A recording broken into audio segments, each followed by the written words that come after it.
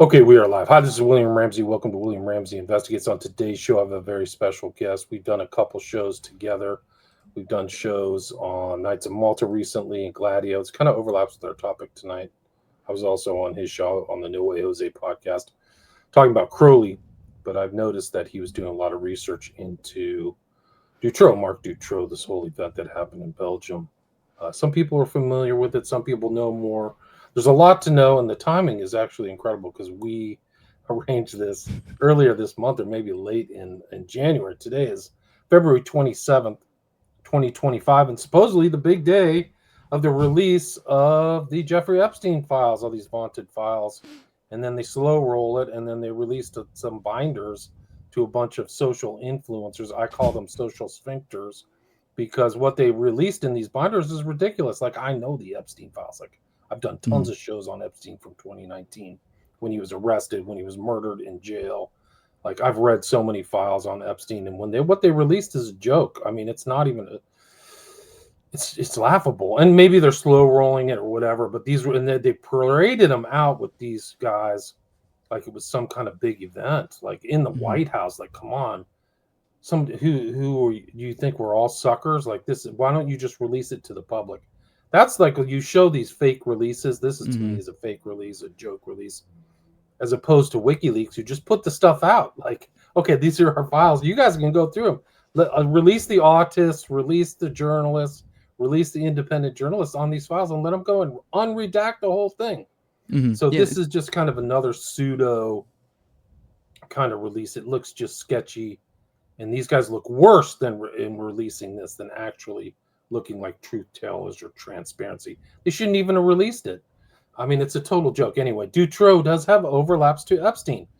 Epstein is a huge national cultural event. It's not just some limited kind of one-off of a pedophile. This guy was blackmailing everybody he could with Ghislaine Maxwell. These guys are spooks. They're working for probably multiple government agencies. There's clearly FBI boxes in there.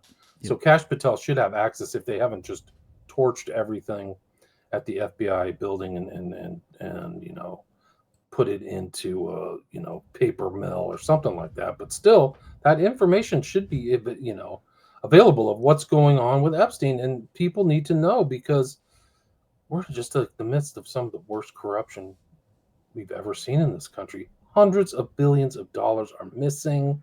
There's all kinds of pedophile blackmail going on. Strange things happening all around the world. Influencers, too. Some of these influencers who supposedly had the Epstein stuff is very suspect. Dutroux is like that. Marc Dutroux.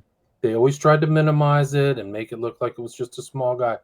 This is a massive net. It's actually part of the Belgian society. It's actually worse than that. It's not even a network. There's just a really dark underbelly of Satanism, child abuse, orgying, drugs, and Dutroux was just a part of that. But Jose can talk more about that. So it's an interesting story, because even the idea that we even call it the Dutroux Affair at all is kind of a misnomer, because Dutroux is such a, I mean, I do think he resides in an interesting spot within the network.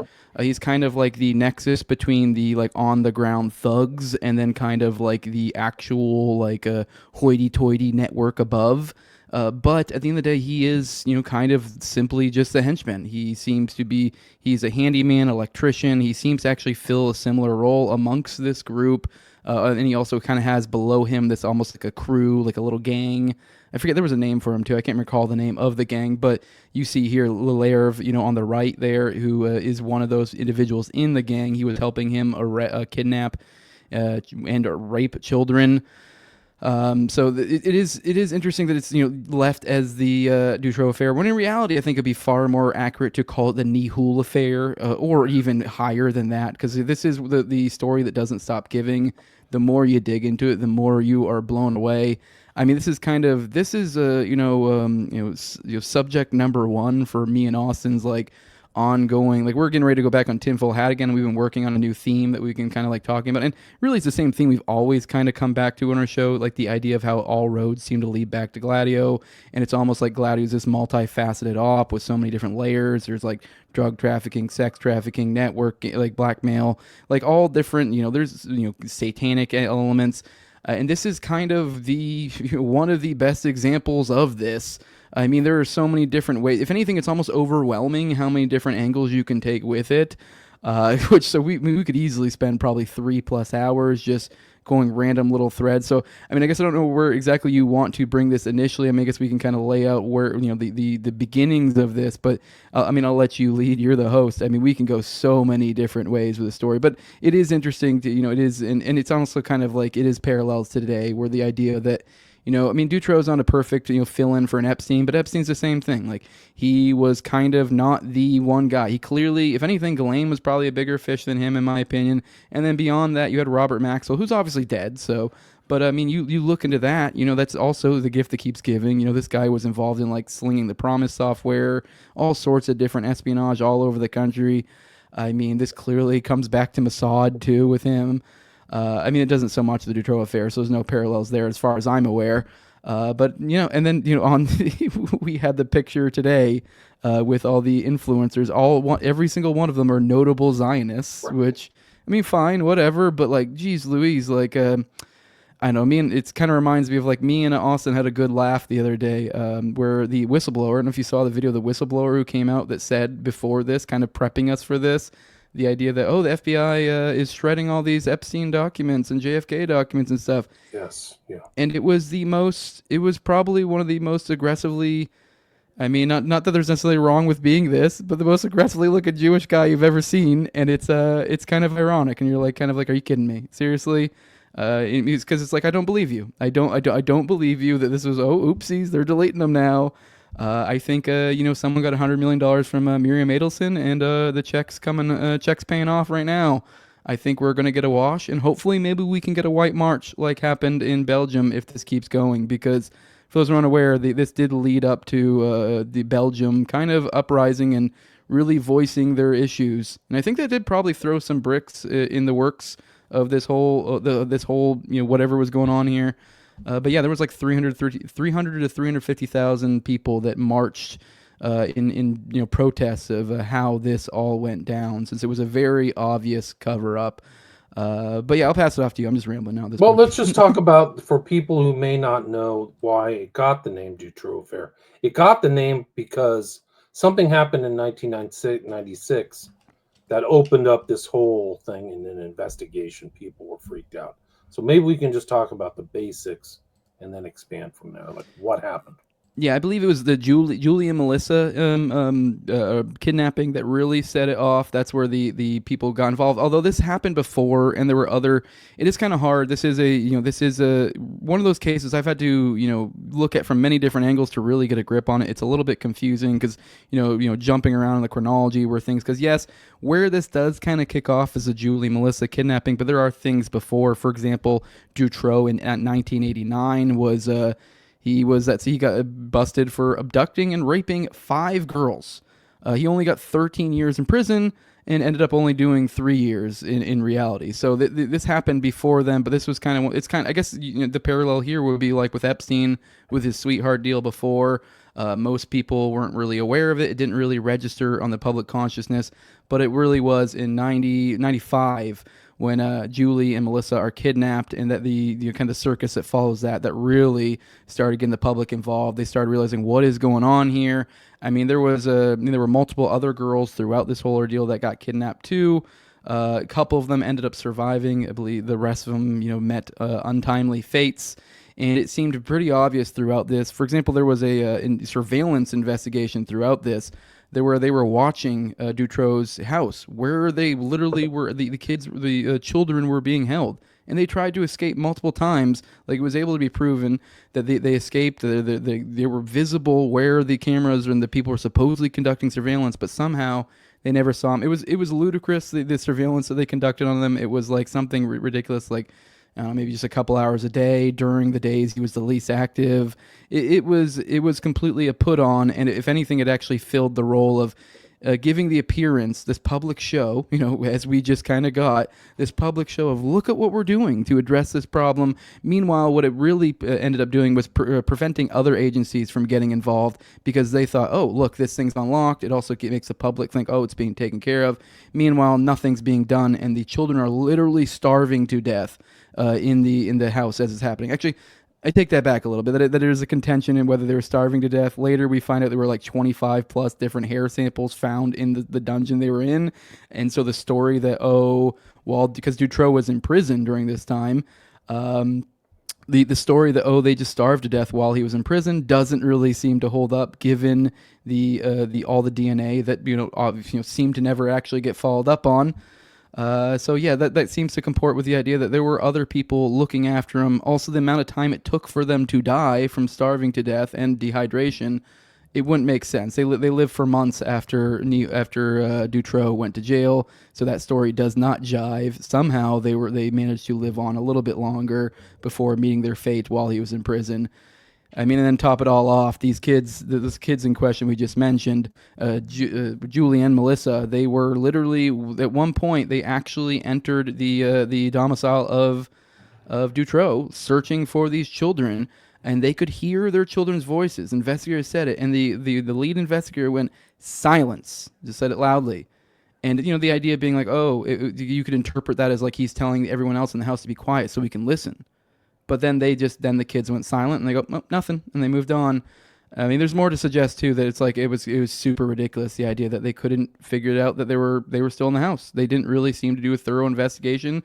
It was almost as if they didn't want to see it and were just trying to check a box to say they did what needed to be done.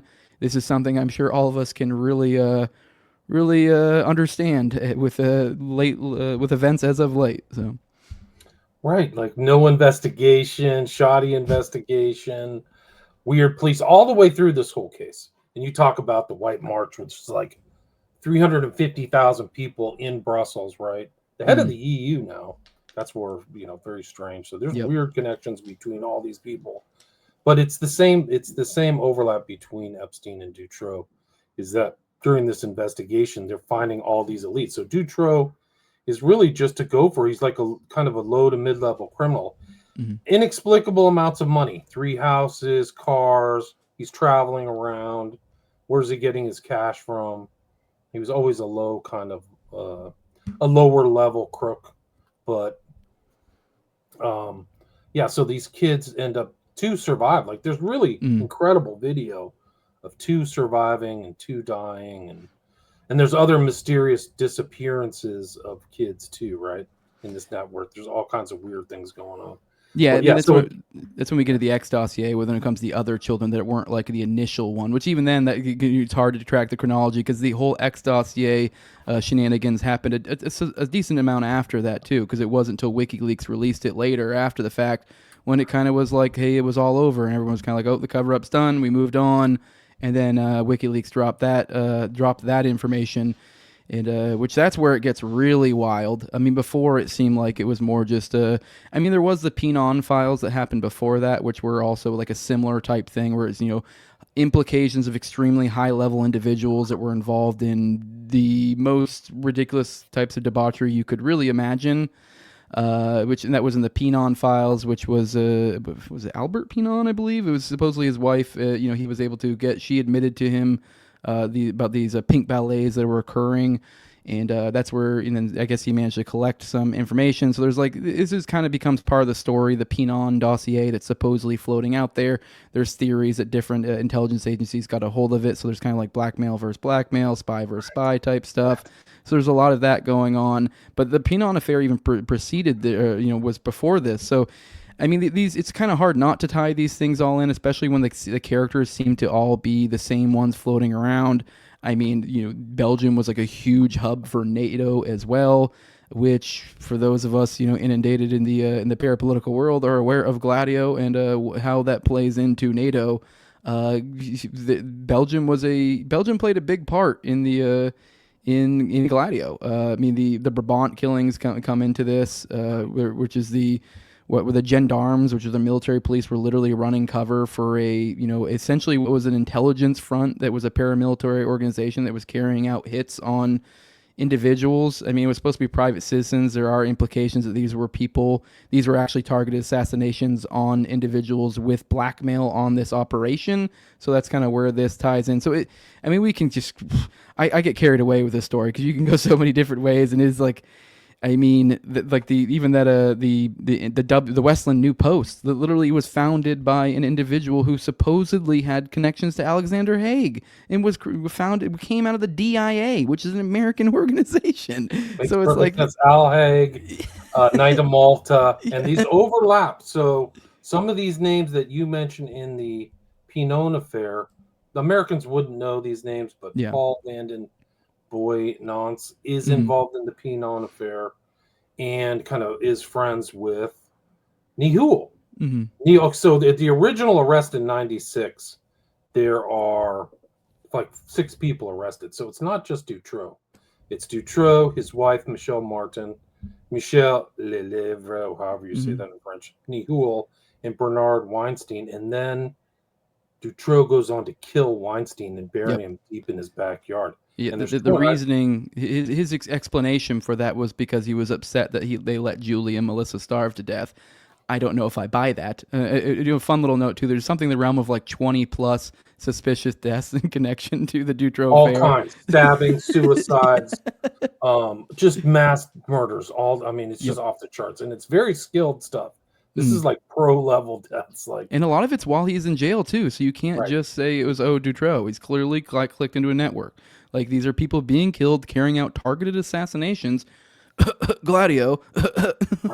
So it makes you wonder. I mean, you brought up VDB, Vanden Boynance, a second ago. I mean, in the Pinon affair, well, actually, no, it wasn't. It was King Albert, I believe, implicated in the Pinon affair. VDB may as well. But there's like a character most people have known. Like, if you've ever watched the Gladio documentary, most people are probably that are kind of in the know of this have seen the video of Michel Lebert, who was an individual who was part of Westland New Post and also part of their navy. There's another story where how they got NATO documents through Michel Lebert.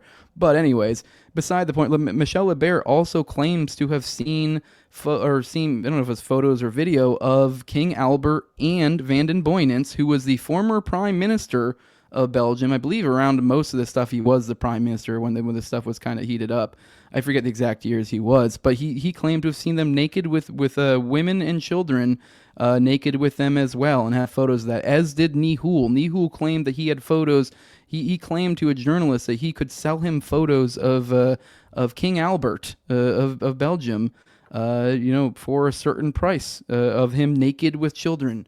And King Albert, apparently, a fun fact, he's not able to be prosecuted because he's the king. That's literally how that works. I guess there's a cutout for him. He basically can do whatever. And there's a lot of people who theorize that's what got it thrown out because it's just kind of a non-starter. How do you even begin to approach a case that is involved that implicates the king? It just kind of you can't. And so I think there's probably more to it than that. But I mean, you can sum it up as like, yeah, it went all the way to the royal individuals that were in Belgium, and which makes it looks like Gladio was essentially being carried out by the elites up into including the royals, which I feel like that kind of adds a weird little element to it, especially when you understand the generational aspect of these people, and these people were kind of tied into the old world networks that kind of preceded World War II to begin with anyway. So it was almost like a carrying on of whatever was going on before that, and that's them. So no, I find all this incredibly interesting, and I could just schizo out on this forever. It's incredible because Yeah. that's why I'm saying this event, the Dutroux, is just a minimalization or a limited hangout or a narrowing of people's understanding because it goes, like you said, to the king, to all of these aristocrats. This is what they do. They orgy on the weekends. Like, this is how they blow off steam. They're not going over to the theater. And they need people for these orgies. So Nihul, there's stories of him like at constant orgying, but at clubs, sex parties, all this stuff. And Nihul flat out said, I can never be prosecuted because I have information on everybody. Like, so he was that kind of dark. And Yeah. their stories.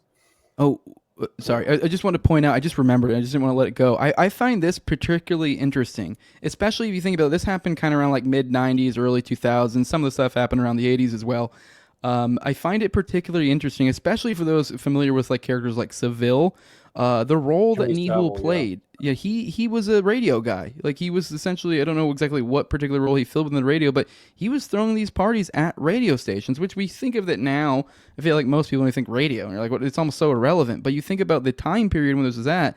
I mean, it was literally kind of, I guess, kind of at the end of the reign of radio during like the 80s and 90s, 2000s, but it was still significant. And you got to think radio used to be king, especially in like a decade or two and more prior to that.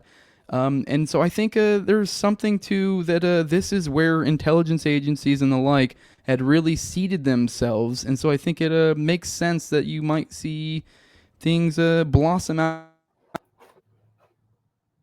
I lost you. You just muted yourself. You muted yourself. Yeah. So Yes, it's I'm back. Sorry, I accidentally hit my little USB thing. So, yeah. Yeah. So yeah, I mean, there's just all kinds of. I mean, it's an enormous event. It's just like incredible, and just like the same thing in the U.S. where they don't get prosecuted, strange people die. I think Epstein was killed. I think he had to go. Yeah. But it's off the charts. The Pignon Affair. This other guy that people don't know, Paul Van den Boynons, he's mentioned. We were talking in the pre-show about Annika Lucas. She was one of his victims, like very early, from around the time of the Pignon Affair. So she's before Dutroux. Okay. And she's been on all these shows recently. We were talking Pet David. She's been on with the guy who did the Franklin cover-up. He interviewed her. I was trying to listen to that today, tried to get through that. But she mentioned when she first wrote that book, I think it was Memoirs of a Child Sex Slave. Mm. She didn't mention all the names. She used code words and stuff like that. So I think she had a code word for Boynons. But then she came out recently, and then on Patrick Bet to David, she mentioned some of these other nefarious characters that everybody's talking about. David Rockefeller, Trudeau's dad, Pierre Trudeau, was involved in this. And she said all this other weird stuff about mind control, that she was literally like being trained at a German facility that a lot of people wouldn't realize, that she dissociated, like classic stuff that happens to kids. And she was raped like as a 10 or 11-year-old. That's Regina Louf described experiencing MKUltra type things. She, to back up for the audience, I guess I'm kind of assuming you guys know Regina Louf is. Regina Louf is known as X1, which is, I referenced the X-dossiers earlier. Essentially what happened during the course of this, at one point, Connerat and, Connerat, the presiding judge over this, who actually seemed like kind of a good guy, he took over and actually opened an investigation. Really seemed to, he looks like he was actually responsible for when he ended up getting arrested. Connerat seemed to have a lot to do with that. After that one, the follow-up, it seems to be where he got shit-canned, and then that's when the cover-up starts. He got trashed because he went to a benefit dinner for the victims, and they saw that as a conflict of interest. That's actually what kicked off, if I recall correctly, the White March. People were upset about Connerat getting kicked off the case, which I found out that's not the first time. There was one that I think was kind of tangentially connected before this to the Pignon Affair. I wish I knew more specifics on this, but this isn't the first time Connerat got kicked off a case when the cover-up seemed to be coming in. Wow. So there was another one that somewhat was related. I want to say it was more in the realm of like the Augusta Affair, which was like a bribery scandal in relation to like military-industrial complex type stuff, and a lot of people think that's what got Andre Cool's. Anyways, I'm rambling now. I need to come back to the X1, the X-dossier. The X-dossier was... when Connerat opened the investigation, he got the investigators to start looking into, all these people, also looking for other people that have similar claims, really digging into this stuff. And I believe we got into somewhere in the realm of like 10 or more. They were referenced as X1, X2, X3, X4. And X1's probably the most notable one, and that's the one that people refer to as X1 or Regina Louf.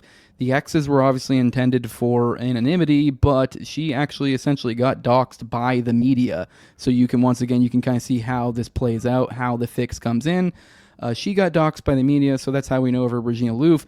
The key thing about her is she spoke on the Christina Van Hees death, and she gave so many corroborating details that if you look into it, I've covered on the show, and I recommend people go look into it just to be aware of the specifics. Who's Christina Van Hees stuff? I don't know what that is. Christine Van Hees was a death that Regina Louf claimed, and this is probably, I think it's the best example of, kind of back up her credibility of Regina Louf, because there's odd little details that she remembers. Christina Van Hees died in a chapanière, is what they call her, or a mushroom farm, is I guess what that means. and it was like a disused, no longer in use mushroom farm that supposedly Regina Louf said that while she was in the midst of this, I want to say she said Dutroux and Nihul brought her. I might have that wrong, but brought them to the mushroom farm, and they essentially raped them and ended up killing her, killing Christine Van Hees, and kind of blaming it on Regina, which is kind of what the mind games they play. She corroborated, went through so many different details. The house actually got burned down. Like, they murdered Christine Van Hees, they burned the house down, and then there was an anonymous call reporting the fire. And then that's when they discover Christine Van Hees's body. I do find it interesting for those who watch True Detective. That kind of is basically almost the opening scene of True Detective. A fire gets an anonymous report. Now people are aware of the ritual. The ritual becomes a public thing. Almost the implication being maybe that was meant to be the case, because in this one, the anonymous call was bizarre. Anyways, that's the best thing to kind of back up her credibility, because she actually was known for having DID or MPD, depending on what you want to call it, dissociative identity or multiple personality disorder. And this was, likely from her time in a child trafficking network. And during this time, she claimed that her pimp, once he started noticing these alters or these different personalities, that she claims that he groomed them, that he intensified them. I want to say one of them was called like something like the horror. And so the idea, and I think it kind of gives us a conceptual idea of how DID can present itself, or the multiple or alters or whatever, because it makes sense if you think of it from a child's perspective. We all need love in this world, especially children. They need it so much. So now it makes sense that you would create different alters, like, because in her case, she had like one was like the whore, one that was more of like a daughterly type of alter to her pimp, and there was one. There were some other ones as well. But the idea was filling different roles, and so when she was the whore, she was the whore. Like, so that was what she was about. But then she would flip a switch and just be like almost like a daughter to her pimp later, and he would almost be like a father. So I've never looked into it enough to know if this is the case, but it makes me think of the generational aspect of a lot of this stuff, and maybe he was the whore at one point. I mean, that's incredible speculation, but I just think there's something to think about hurt people in here, and the idea that how does these alters work? Like, if someone is the whore at one point in their young life, what are they going to be when they're an adult? Likely probably plugged into this network and maybe filling some sort of role as the whore. And then, maybe they need love too. And then they have this fatherly-daughter relationship. Supposedly there are claims that Dutroux was extremely upset about the deaths of Julie and Melissa, and supposedly was trying to protect them. I don't know what to degree I believe them, but I mean, if you do think about the possibility of alters being introduced in this, it's not that crazy. Because I mean, I do struggle to even wrap my head around the depravity of these acts. And it's almost like even to be someone to perpetrate it, it's almost like you need an alter. You know what I mean? Maybe not the first couple times, but after a while, I just feel like, you just got to dissociate. Like, how do you do that to someone while being present in the moment? I don't know.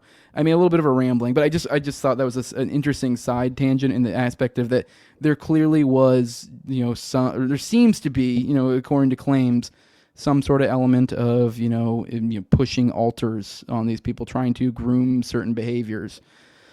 So, and yeah, it's real. It's real. That's what Annika Lucas said, or Ann Lucas, not a real name, but and the other real perverse thing is some of these kids get into it because of their parents. Yep. Her mother took her into the network. That is sick. Like, whoa, into this incredible abuse, and she corroborates all this stuff: violence, murder, torture. Yeah. Her parents admitted that her pimp had access to her, and then people in the media played dumb that they didn't know that. The pimp admitted to it that he was. They believe that he molested her. So, but still, I just think it was just something that was never really picked up on, and she was looked at as a loon because she had all these, personality disorders and stuff, which was a common it's a common trope anytime we deal with these child trafficking networks. You see these damaged people that come forward with claims, and then people point out they're damaged, you shouldn't listen to them, and they go, yeah, you're right, they're damaged, we shouldn't listen to them, and they move on. It's like, well, I don't know, maybe that might damage people. But it's the corroboration. I think Annika Lucas has corroborations for deaths and people's names and all these other characters. She was associated with a guy who was very well known in Belgian criminal but associated with those murders you were talking about. The Brabant killings? Yeah, the Brabant killings. Is it Bahouche? Bahouche Bajir? No, his name is Patrick Haynams. Like, some of the names are hard for me to remember. It's in my notes. His name is it's not. See, here's a picture of Vanden Boynant's the Cirque, right? This guy's heavily involved in all kinds of secretive stuff, but he's a total perv, man, total nut job. Yep.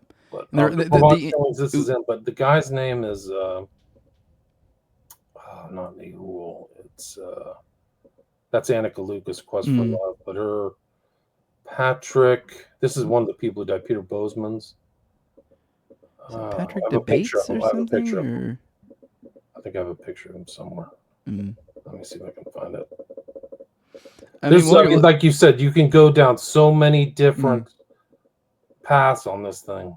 This guy right here. While we're kind of on the this guy, yeah, Patrick Heimers, Hamers. I don't think there was like a trial of the century that he and his crew abducted this guy, Paul Vanden Boynant. That's and then they went to trial. So this is like all connected to this crazy network. There's so many crimes and strange things going on. That is weird. Ex-Nazis and just off the charts. Yeah, it's totally the Spider-Man meme there, pointing at each other. Because VDB. I mean, the interesting thing about him, he's a former prime minister. He is he's I think kind of basically the figurehead, or maybe the actual leader of the CEPIC, CEPIC, which was his political party, which was something like essentially like a socialist Christian or something party, I think is the gist of it. But that's what spurned off the Nouvelle de Jeunesse, which was like a publishing thing that they financed through there. And then off of that came the WNP that was born out of that. Cells started forming out of it. That was the Westland New Post. Those are the ones who carried out the Brabant killings. And that's so this seems to have this direct connection. Yeah, I mean, I guess in a kind of a roundabout way, but not really, to VDP in the sense of CPIC, the political party, and how it ties in. I mean, the same thing. I believe Nihul had connections with CPIC as well. And then we didn't even. I don't think we talked about Von Voisin either. I mean, that will be a good one to look at a picture of too. If you have a picture of him, that guy is a complete ghoul.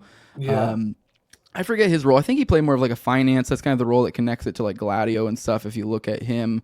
You see the circle there. I know Opus Dei plays a big part in this stuff too. Opus Dei. Like they called them Opus Dei orgies too, which is really crazy because that's supposed to be like a Christian organization. Like, we're having child sex orgies with Opus Dei members. How does this make sense? Yes. And you mentioned Al Haig too, because he's heavily involved in stuff. Let me see if I can find a picture of Boysen's. Yeah. Yeah, this is the guy, Heimers. Annika Lucas had a real close relationship with this guy. And this guy's talking about murdering people. He never got busted for murder. So there's all kinds of stuff this guy did, according to Annika, that didn't say. And then he died, of course, suicide in prison. Who else died, supposed suicide in prison? But I mean, it is so crazy and chaotic, these guys' lives. You can't even believe that this kind of stuff happened. Yeah, I think Nihul ended up only getting, I want to say it's like 5 years, I believe, if I recall correctly, and it was for drugs. And I believe that was the charge for actually supplying drugs to 300 pills of ecstasy, right? Yeah, and it was either to Lalaive or it was to Dutroux himself. I forget which. But either way, I found that interesting too, because that does the idea of the drugs. It clearly looks like a form of payment, which that is kind of one thing we kick around when we talk about Gladio or these sort of networks. Is like, how are they financed? They're financed through drugs, or because you don't just give people cash, because it's like now you got to figure out how you launder it. Sometimes you just go drugs, and then that kind of cut that. I don't know, I just find that particularly interesting, also because the charge itself kind of establishes the connection to Dutroux. A lot of people try to say they weren't connected, although he was his handyman substantially before all of this. So I mean, it's well established he was connected with Nihul. If anything, the only real question is at what point did he really become connected with Nihul, because he's been carrying out for quite a long time these sorts of things. Even before his 89 arrest, there's implications that he had been carrying out similar such things for quite a while. There was, I believe, he did some stint in a Polish jail as well, and there were other claims of him, roving around different countries, and picking up girls and them magically disappearing type deal. So, right, disappearing. Like, he was busted for like 10 rapes, so he's probably had 10 more at least. This is just what he got connected to. Yeah, and for those who say snuff isn't a thing. Well, I guess maybe this wouldn't be fair to say snuff. He did say, I guess that wouldn't be snuff because he's only saying he's raping them and videoing them. He was also, he initially, claimed he wasn't a pedophile. I think he might even have sort of stuck with that, but then it was kind of the idea that like, oh, then I realized I could make more money if I video them and rape them, as opposed to just waiting to procure them for whoever wants them. I can get additional money. So I just find it interesting that the video aspect of it, even at his low level, he was doing it. And then he was taking these girls and then slinging them to Nihul's network, obviously. So. Yeah, see, she knew Nihul. Annika Lucas knows Nihul. And she literally said in this talk or one of these other talks, she thought she was being groomed for a sacrifice in 1972 at the Bilderberg group. So all this stuff overlaps. The Cirque, Bilderberg, Malta, Opus Dei, child trafficking. It's so dark. Like, it's just off the charts. But here this is a cover of her book, Annika Lucas, and this weird Rockefeller things. And this is a picture, supposedly, of the sex club they had in Brussels where a lot of the stuff Dolo. Yeah, the Dolo. Yeah, that's it, Dolo Cafe. Yeah. Mm-hmm. So if you're in Brussels, you can go by and see the low lights of all this stuff, yeah. But this also ties into this Abraxas. We were talking in the pre-show. The Abraxas cult is real. Yep. It's actually real. Back when I was researching, like one of the first shows I ever did on my podcast, 2017, was about Dutroux, and I had a lady whose name I can't remember from Brussels talking about it. But I investigated kind of the Abraxas cult, and they do exist. Mm-hmm. Like, and they used to have their books. The person who was part of it used to have their book online. There were two people. They were investigated, and then once that investigation started, like, boom, the whole thing's gone. Conrad's gone. We have to come up with an excuse. There's Francis Desmet and Dominique Kindermans who had fake names. Grand Mitra Anubis, and then there was a tie because they found something at Dutroux's place to Anubis, right? So there was occult stuff, and some of these parties were satanic parties. Nihul's wife was a member of the church. Yeah. It was, I guess allegedly. I mean, I believe she handled the finances. There's stories that went around that apparently she was saying to Nigerian immigrants that she would help stabilize their situation, which I believe means get them jobs or stuff, when they immigrate. Apparently, there were all sorts of, reports that they were, essentially just taking the money and not providing any sort of services for them whatsoever. I think it's also notable that in that area where this is occurring, it's a pretty notable spot for prostitution, and it was quite common for people to note that there was a lot of Nigerian women. And a lot of them looked very, very, very young, which I find it interesting that Annie Booty, the wife of Michelle Nihul, probably one of the country's most prolific sex traffickers, is soliciting Nigerian immigrants when they have a Nigerian child prostitution problem. So I just find that particularly interesting. That's a thing there. I mean, we were talking before, I guess that Brassix is also called the Celestial Church of Christ, which I found that interesting. Like, is that like, perhaps, I'd be interesting if if anyone out there, I mean, maybe you are aware of a copy of their philosophy or books or whatever, because I'd be curious what their belief system is, because it makes me think of some like process church type stuff, some like as above, so below, like, oh, we worship Satan and God type thing. Like that's kind of the impression that gave me. That, or it was either just a clever ruse to be able to get like things like Nigerian immigrants who might be familiar with things like the church in their country, to be like, oh, Christ, okay, that sounds familiar, and maybe be more receptive. I mean, I know. If anyone has a copy of their books out there, I'd be super interested, because what the hell are these people's their philosophy? What is this? Because for those who aren't aware, Abraxas is this is a brass axe, but it's Abraxas is like a Gnostic god of some sort, I believe. It's the he's also like a god of Abraxas. Yeah, and he's supposed to be like a really high level one. I forget the specifics of him, but it's weird the occult elements here. Which, it heavily implies, I don't know particularly, I think there are claims of SRA type stuff, but I don't recall any offhand. This definitely is one of the ones that heavily implies that. I think, I want to say that Christine Van Hees makes me think of that type stuff too, but it's hard to be able to parse out when it's just sadism or if there's some sort of actual SRA, satanic ritual type stuff going on, because sadism went hand in hand from, the reports I've read. When it came to this trafficking ring, it was very much, they had like S&M rooms. When it came to children, it was just disgusting stuff. I mean, one of the key factors that I mean, what is it? I mean, I'm not trying to get you nuked or anything. I guess we're on YouTube, but I'm we not on get. YouTube. No way. Oh no. I Okay. don't stream there Okay. anymore. It's a Good. joke. But I mean, there was even I believe X1 herself claimed that when she was giving birth, they pulled her aside and raped her, like basically either mid or post birth, like basically right at the moment of birth. They essentially raped her during that period of time, and then took her baby something like a month later. Uh, yeah, I mean, they're also like just the degree of the. I mean, there were claims that they were to, I believe it was booty would supposedly go around these sex parties and would use snakes to sodomize people, and supposedly they would put kids in cages and with dogs. There's also claims of put the hunts that we always hear about with things like North Fox Island and this like, where they would take children and put them on hunts and woods. That castle you showed before, I believe that was one of the areas I think they were carrying those out, because there's some sort of large woods near them, or I think there were multiple castles though. So it's kind of, Yeah, I think what was the one castle they talk about, the Queen of yeah, something, one I know what that's you're in talking about. Belgium. Yeah, Like, it's hard to remember all these weird I think it ties Belgium into names. George Bush Yeah. Senior or something like that. 1,000 Points of Light, Yeah. all this crazy inside knowledge type stuff. But yeah, it gets Yeah. really crazy and sick.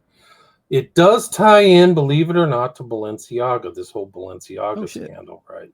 So this when people discovered these little kids being pictured in Balenciaga's kind of stuff. There was a book on there of like Horsmans, who is a Belgian art quote artist, but his pictures are all this stuff: the hunts for the kids, Mm-hmm. satanic rituals, dismemberment. It's so grotesque, but it actually validates a lot of the stuff that's going on in Belgium and Brussels. Like the guy's a Belgian author with like some of the darkest stuff imaginable. People cannot believe this stuff really exists or happens, and that's really what keeps it kind of coming to light. But actually, the Conorots thing of the Dutroux, Conarot went to, it was on December, this was actually reported in the Irish Times. December 21st, 1996, same time Dutroux was arrested. 150 police, this is probably totally covered up. 150 police officers raided Abraxas's headquarters, seizing ritual items, human skulls, animal blood jars, and hundreds of videos and documents, all missing. The raid, ordered by Judge John Marc Conarot, who was taken off, we talked about that, in Neufchâteau, aimed to uncover evidence tying Abraxas to Dutroux's crimes, including rumors of child trafficking for satanic rituals. Media outlets such as RTBF and Irish Times reported vividly on the operation, amplifying public fears.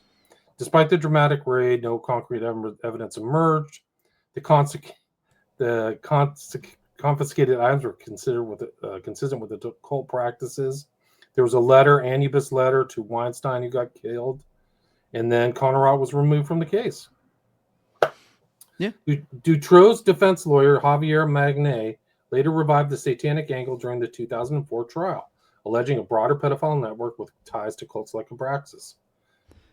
Prosecutors dismissed these as baseless. X-File testimonies further muddied waters with claims of satanic rituals, but these two failed to tie Abraxas specifically to Dutroux's actions. Weirdly reminds me of Epstein again. I mean, I know we don't have as strong connections to like Satanism or stuff, but I mean, if I don't know anyone with a cult-minded, inclination like we kind of do, you look at Epstein's Island, the little temple and stuff alike, and yeah, you can start to, and then you add in some of the weird things he was doing, the breeding camps and such. You're like, what is going on here? I think there are elements we're missing, especially since even now this.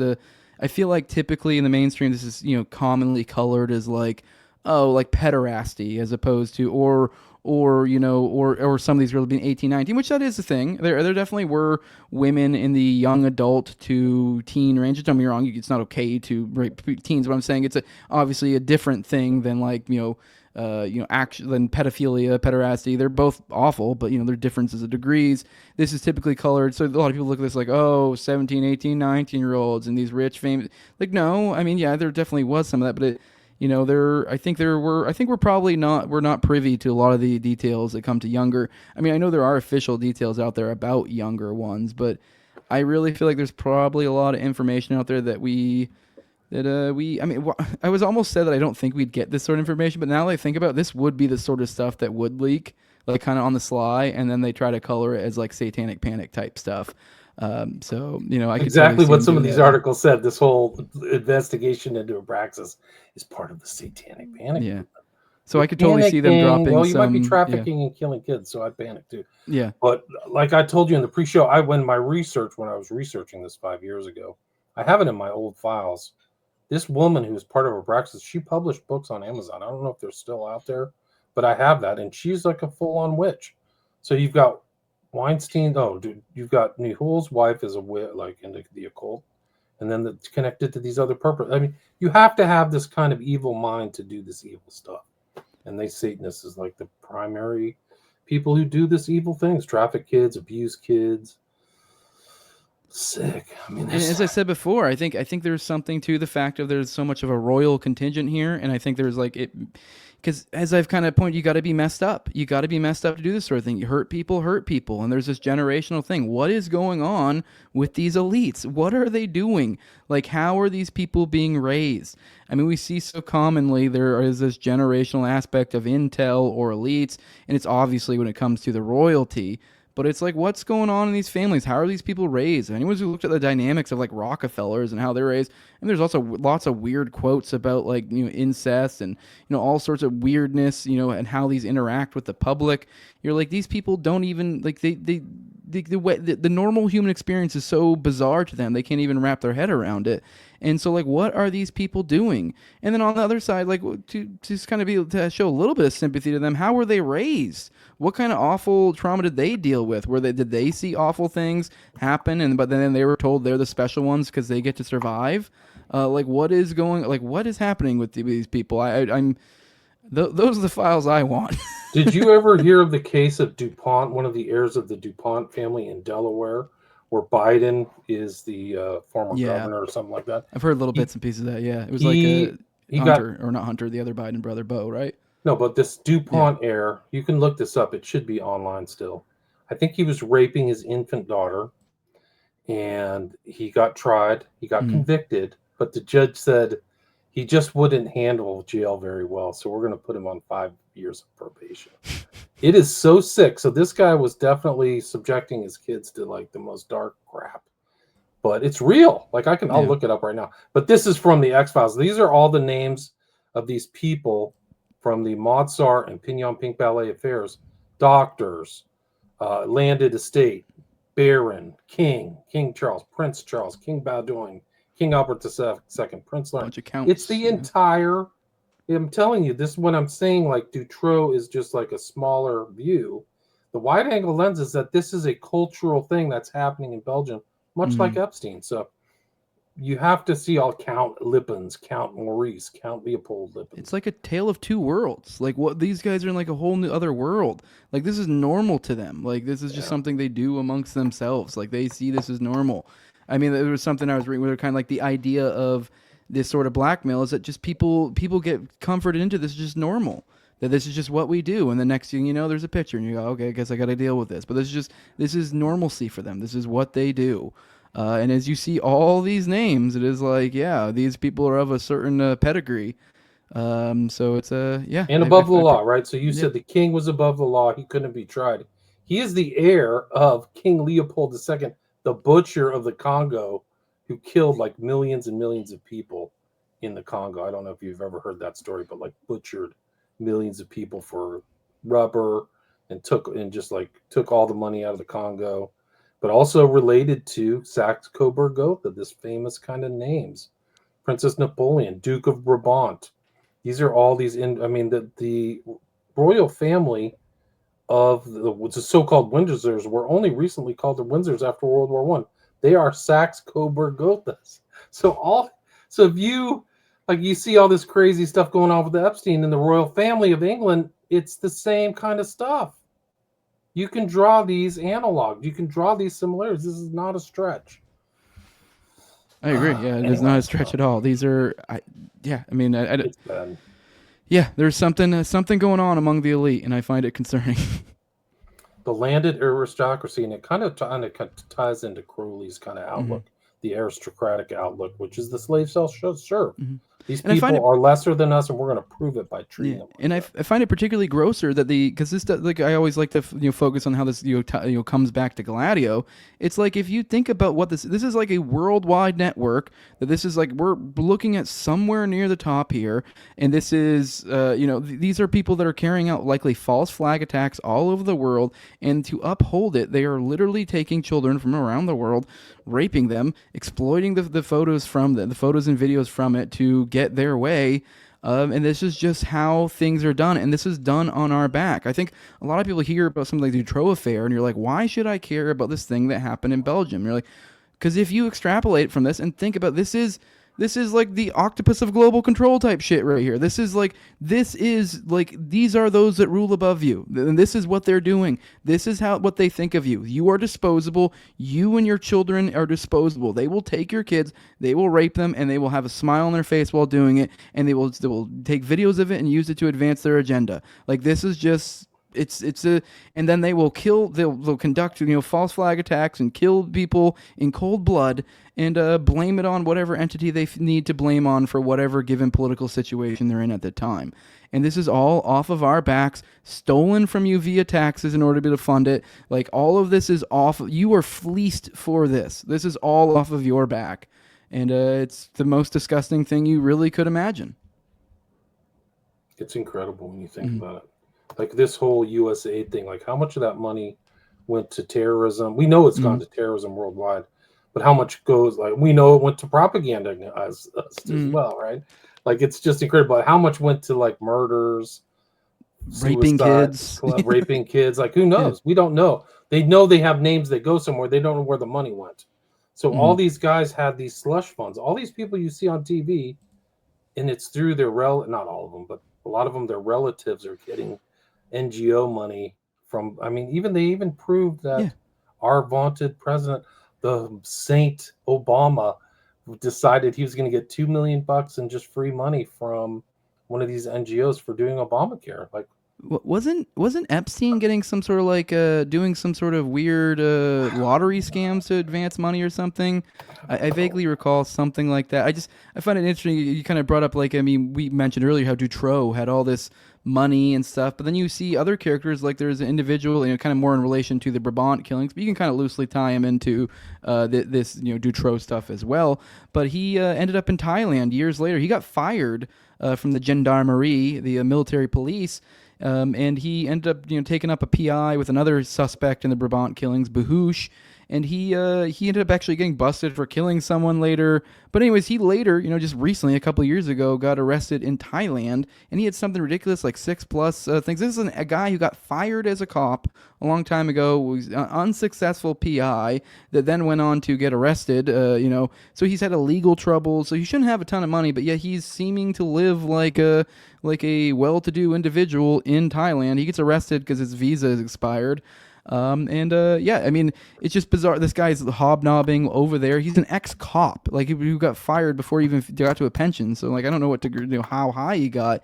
This guy's hobnobbing around with like royalty in Thailand. Like I don't know if it's a king or an emperor, like the sister of the emperor king or whatever the hell it is there. Like this is Bajir. I mean, it's nuts when you look into these people and you're like, so it is like, it makes you wonder, where is this money coming from? And I think it's likely that they probably find ways to slush money from government means of some sort, this scam or that scam, this NGO, that NGO. And so, this is where this money goes from. And they're all about, so these people they have to get rewarded or else the network will get exploited. So they take exorbitant amounts of your money in order to support these absolute monsters being able to, live an extremely comfortable life after the awful things they did.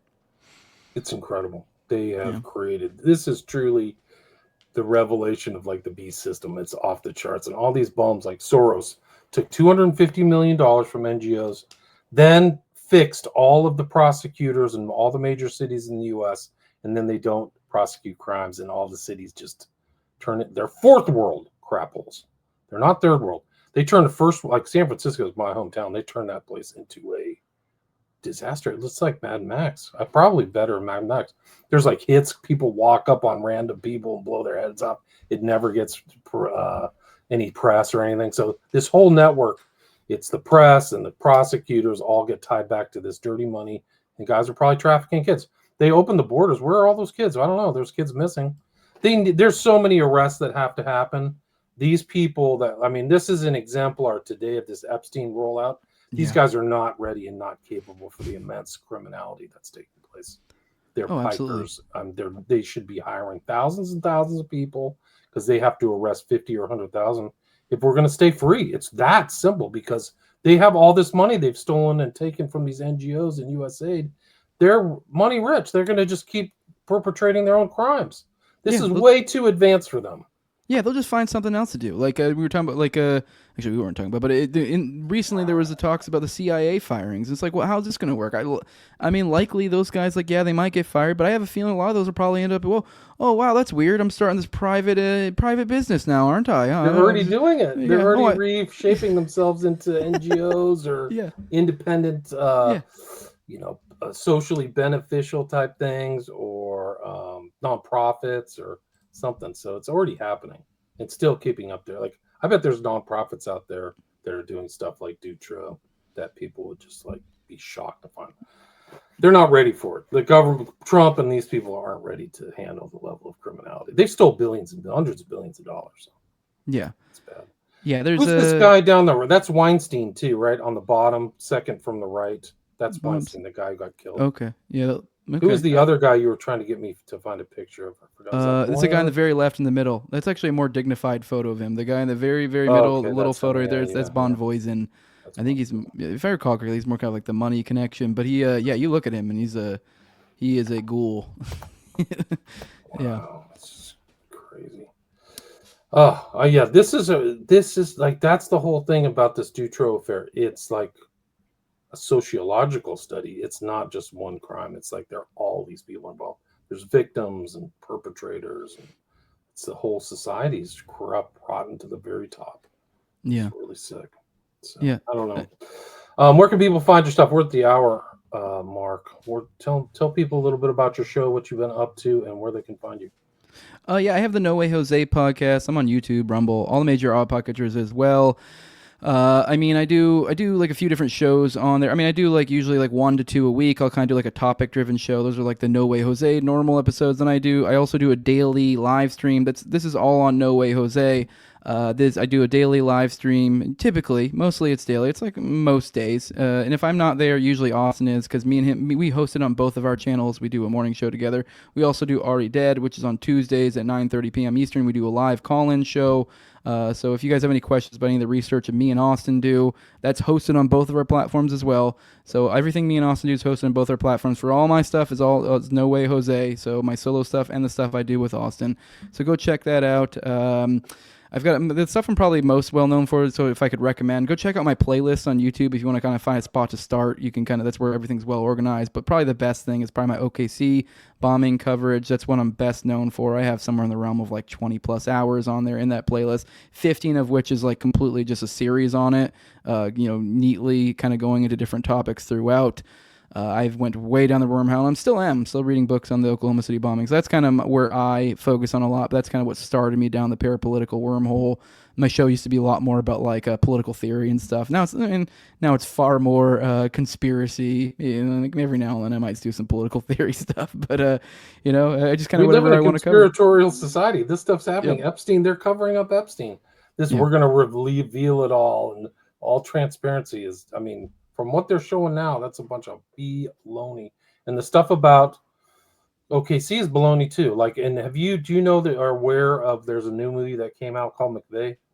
Yeah, it's on Apple TV. I don't think it's released yet. I think it's gonna be released in a month or so. Do you know what their take is? It doesn't look right to me, but I don't know. We'll see. I don't know. It's really hard to tell for now.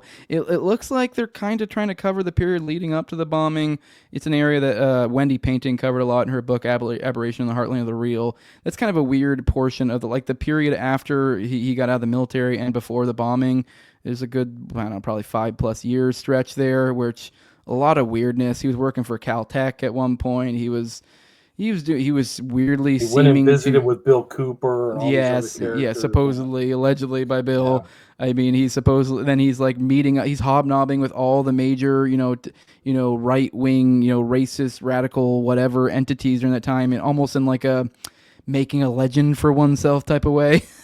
So Yeah, nobody ever does that. Oswald wasn't doing that. yeah, I mean, come exactly. on, man. Yeah, You're talking. This is conspiracy theory. How yep, dare you?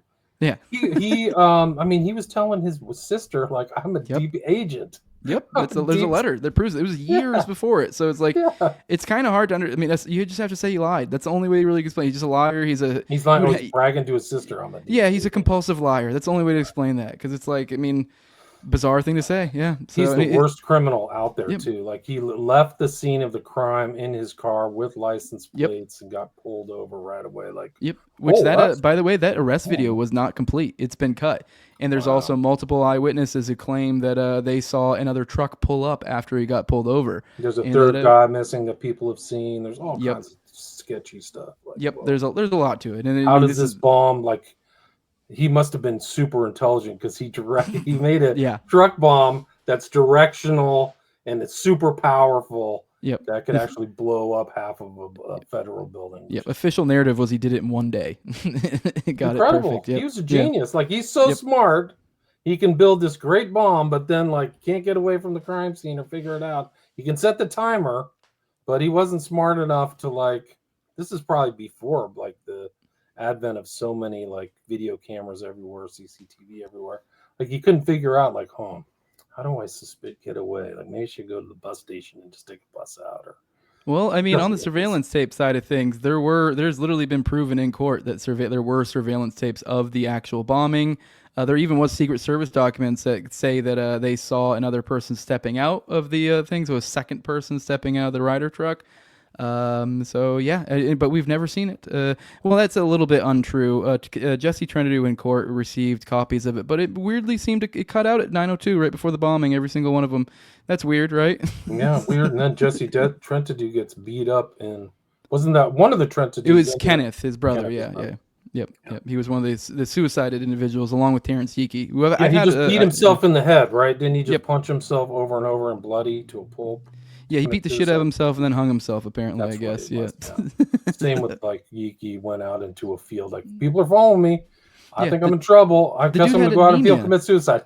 The dude had anemia, and supposedly the somehow we're to believe that he got from his car that was covered in like 2 liters of blood, which that's enough to get you to pass out, basically, start losing consciousness, and almost to the verge of dying.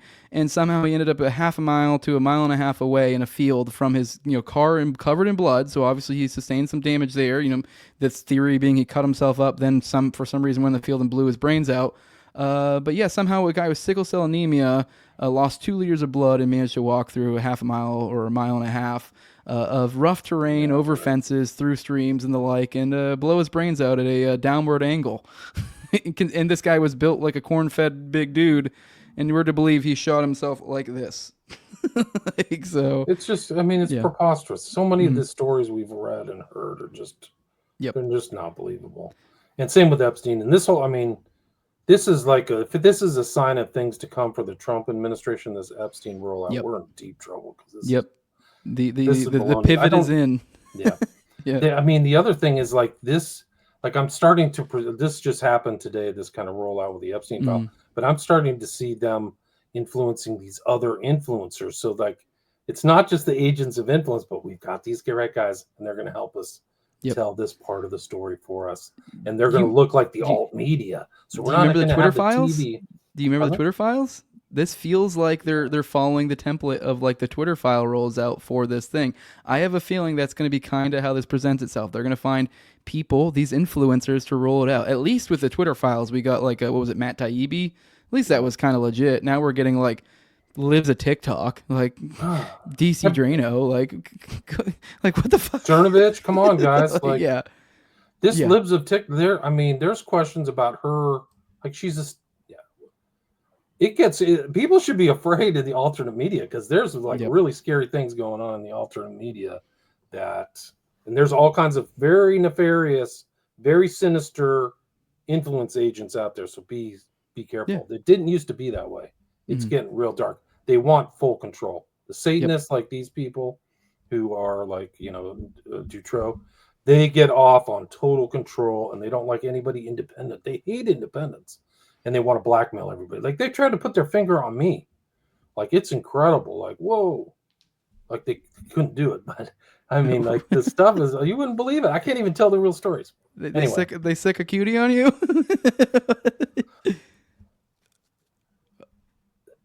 We don't answer. It's being silly.